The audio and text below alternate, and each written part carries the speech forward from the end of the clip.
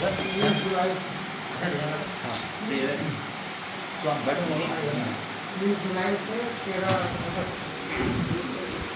पहले आप सबों का स्वागत और शुक्रिया कि आप लोग आए यहाँ पर। आप लोग जानते हैं कि मानसून सेशन अभी कंक्लूड हुआ और समय से पहले उसको बंद कर दिया गया, जो बहुत ही दुर्भाग्यपूर्ण है। 19 तारीख से 13 तारीख तक चलना चाहिए था, लेकिन 11 तारीख को ही बंद कर दिया। बहुत सारे गंभीर मुद्दे थे जिस पे हम लोग चर्चा करना चाहते थे। हम लोग ने सभी विपक्षी दल जितने हैं सब लोग चर्चा करना चाहते थे और जानना चाहते थे कि ये जो काला कानून किसानों के खिलाफ लगाया गया है ये कब आप वापस लेंगे। जानना चाहते थे कि कोविड में जो आपकी नाकामयाबी के वजह से लाखों लोगों की जानें गई, हॉस्पिटल में इंतज़ाम नहीं होने के कारण, ऑक्सीजन नहीं होने के कारण, इसका जिम्मेवार कौन है, क्या तैयारी है आइंदा अगर कोई वेव आया तो। इसके अलावा हम लोग जानकारी चाहते थे कि जो रोज़गार धीरे धीरे घट रहा है, बढ़ने के बजाय 2 करोड़ सालाना नए रोज़गार का जो वादा किया था आदरणीय मोदी जी ने, वो तो छोड़िए, जो यूपीए के वक्त में जितनी नौकरियां थी वो भी धीरे धीरे घट रही हैं, उसका चिंता हम लोग को था। उस पर हम लोग डिबेट करना चाहते थे। लेकिन जो बहुत और सबसे महत्वपूर्ण मुद्दा था वो था जासूसी का। इजरायली कंपनी हिंदुस्तान के मिनिस्टरों के फ़ोन को वायरस घुसा के जासूसी करे, जस्टिसेस के फ़ोनों को, उनके ऑफिस बियरर्स के फ़ोनों को, जर्नलिस्ट, बड़े बड़े जर्नलिस्ट के फ़ोन ट्रैप करना, विपक्षी दलों के नेताओं का फ़ोन ट्रैप करना, टेप करना, जासूसी करना, जो सरासर अनकॉन्स्टिट्यूशनल है और किसी भी डेमोक्रेसी के लिए सबसे ख़तरनाक चीज़ है। और वो भी इजरायली कंपनी के ज़रिए हुआ।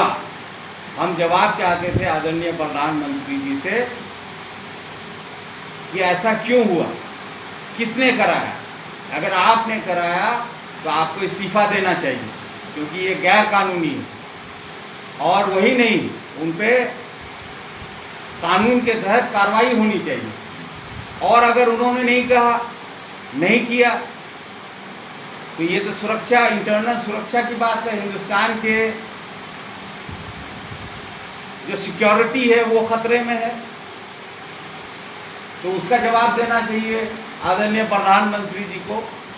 लेकिन जैसा हमने देखा है पिछले 7 सालों में, हिंदुस्तान के आवाम ने देखा है कि जब जब आदरणीय प्रधानमंत्री हिंदुस्तान के लोगों को कटघरे में, कोने में ढकेल देते हैं, जब जब हिंदुस्तान के लोग परेशान हाल रहते हैं, चाहे वो आप नोटबंदी का देखें, महीनों तक लोग लाइनों में लग के कईयों की जानें चली गई, चाहे बगैर सोचे समझे पूरे हिंदुस्तान में 4 घंटे में लॉकडाउन कर दिया गया, उस वक्त को देखें आप, चाहे हाल में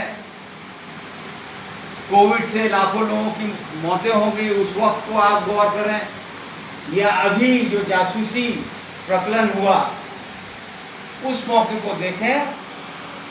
तो जब जब ऐसा मौका आया है, आदरणीय प्रधानमंत्री जी बिल में घुस जाते हैं, जवाब नहीं देते हिंदुस्तान के लोगों को, छुप जाते हैं।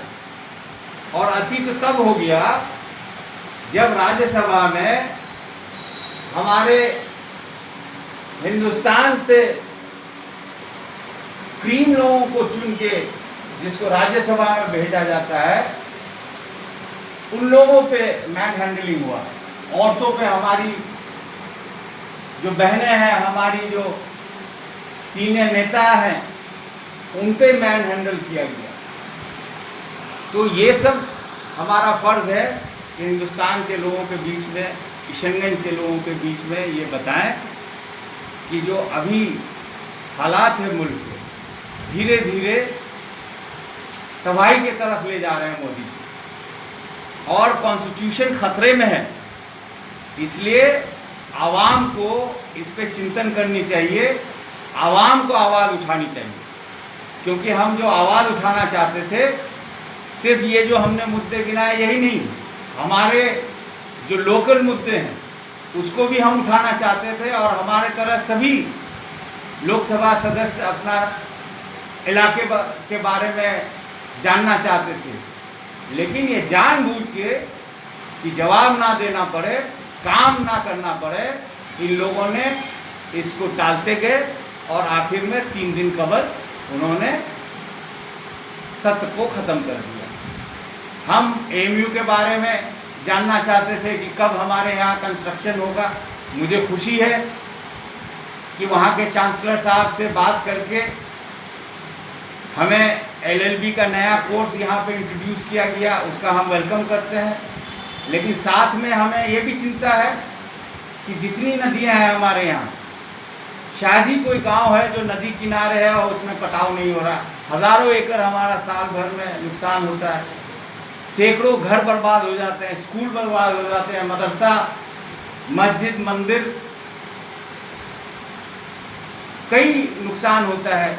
इसके बारे में हम अपना गुहार लगाना चाहते थे। यहाँ पे कैसे रोज़गार हो उसके बारे में हम चर्चा करना चाहते थे। रेलवे जो अररिया और गलगलिया का रूट है उसके बारे में हम चर्चा करना चाहते थे।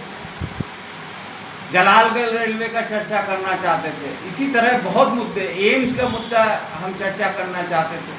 कोविड में जो यहाँ पे वैक्सीनेशन की कमी है, डॉक्टर्स की कमी है, और नर्सेज वगैरह जितने भी अलाइड फोर्सेस हैं हेल्थ के, उस पर हम लोग चर्चा करना चाहते थे। लेकिन इन्होंने मौका नहीं दिया, इन्होंने डेमोक्रेसी पे प्रहार किया, और ये बहुत ख़तरनाक ट्रेंड है। इसकी जानकारी पब्लिक तक जानी चाहिए, और पब्लिक इस पे आवाज़ उठाने की ज़रूरत है। तभी ये शासन जो अपने आप को बेलगाम समझती है, बेखौफ जो चाहती है वो करती है, इस पे लगाम लगे। Thank you.